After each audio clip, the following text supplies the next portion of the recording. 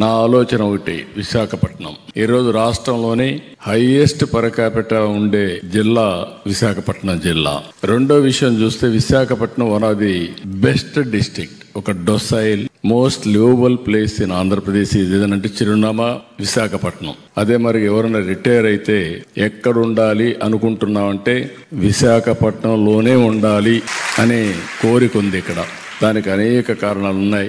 ఒక wonderful place, peaceful place, అన్ని విధాలు కూడా బాగుండే నగరం విశాఖపట్నం. నేను అందుకే ఈ నగరాన్ని ఎప్పుడు కూడా ఒక ఫైనాన్షియల్ క్యాపిటల్ గా తయారు చేయాలని మొదటి ఆలోచించి వచ్చినాం. ఇటీవల కాలంలో మీరు చూస్తే చాలా డెవలప్మెంట్ వస్తూ ఉంది. రాబోయే 2-3 సంవత్సరాల్లో మీరు చూస్తే ఒక 5 సంవత్సరాల్లో మీరు ఊహించని మార్పు వస్తుంది. ఎందుకంటే ఇంటర్నేషనల్ ఎయిర్పోర్ట్ వస్తుంది, మెట్రో వస్తుంది. ఇక్కడనే దేశంలోనే ఎక్కువ స్టీల్ తయారు చేసే విశాఖపట్నం స్టీల్ ప్లాంట్, రెండేది ఆర్సీఆర్ మిత్తల్ స్టీల్ ప్లాంట్స్ వస్తున్నాయి. ఇంకొక పక్కన టీసీఎస్ కానీ, అదే మరి కాగ్నిజెంట్ ఇలాంటి ఐటీ కంపెనీస్ వస్తున్నాయి. తర్వాత రాబోయే రోజుల్లో గూగుల్ వస్తే నాలెడ్జ్ ఎకానమీ కూడా చిరునామాగా దేశంలోనే విశాఖపట్నం తయారయ్యే పరిస్థితి వస్తుంది.